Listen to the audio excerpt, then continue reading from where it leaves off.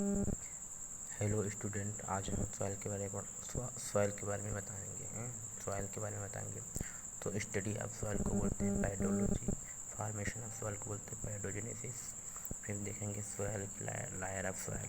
पहली जो लायर होती है इसको बोलते हैं टॉप सॉइल। जो सेकंड लायर होती है इसको बोलते हैं सब सॉइल। जो थर्ड होती है इसको बोलते हैं पेरेंट रॉयल। चौथी है बेड रॉयल। इन सभी को मिलाकर चारों लायर को बोलते हैं मास्टर ऑफ सॉइल। जो टॉप सॉइल होती है वो इम्पॉर्टेंट होती है क्रॉप प्रोडक्शन के लिए। इसी में माइक्रो ऑर्गेनिज्म और बैक्टीरिया पाए जाते हैं। एवरेज पीएच ऑफ सॉइल, जो पीएच का एक एवरेज पीएच होता है सॉइल जो होती है मिट्टी का एक ऑप्टिमम जो पीएच होता है वो 7 होता है। हर मिट्टी उदासीन होती है। अगर मिट्टी में पीएच मान कम हो जाता है तो अम्लीय हो जाएगी। अगर मिट्टी अम्लीय हो जाती है तो उसको दूर करने के लिए उसमें हम चूना मिलाते हैं। और अगर मिट्टी का पीएच मान बढ़ जाता है, 7 से 8 हो जाता है, 9 हो जाता है, 10 हो जाता है, तो क्षारीयता बढ़ जाएगी। तो क्षारीयता को दूर करने के लिए मिट्टी में जिप्सम मिलाते हैं।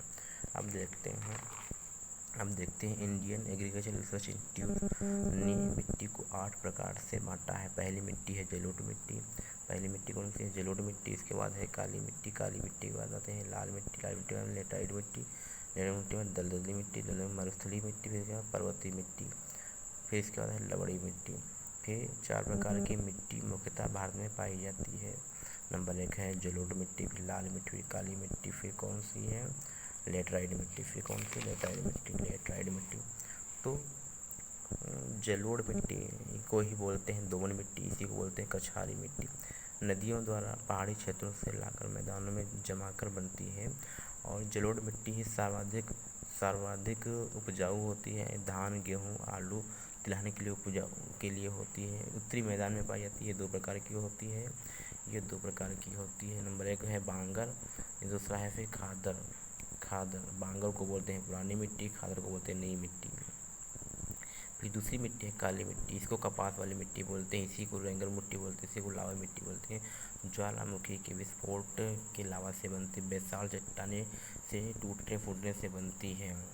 इसमें सबसे ज़्यादा इम्पोर्टेंट है कपास बोया जाता है। फिर है यह पाई जाती है महाराष्ट्र में।